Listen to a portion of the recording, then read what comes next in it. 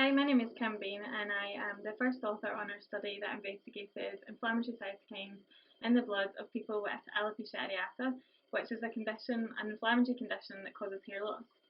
I'm based at Glasgow University with many of the people that are also authors in this study within the Institute of Infection, Inflammation and Immunity. Why did you do this study? We did this study because we wanted to further understand which cytokines were altered in people with this condition. There have been some studies looking at cytokines before, but we wanted to measure more to get a full picture of this.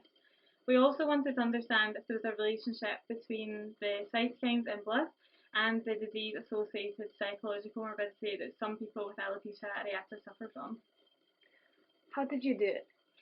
We did this study by collecting blood from about 40 people with a diagnosis of alopecia, some of which also had alopecia totalis or alopecia universalis.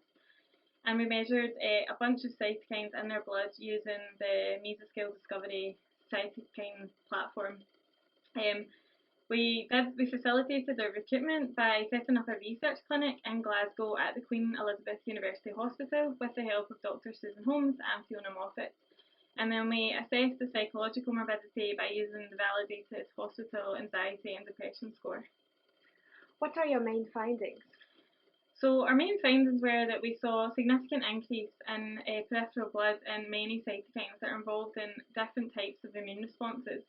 And some of these are associated with what we would call a type 17 response. So we found an increase in IL-17A and IL-23, and this is interesting because you see changes in these cytokines in other inflammatory diseases such as psoriatic arthritis.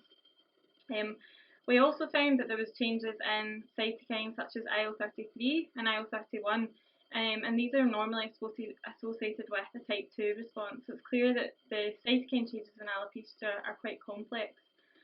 And then what else was interesting is that we did use linear regression analysis, so mathematical modelling, to understand whether any of these cytokines were associated or could predict the depression score.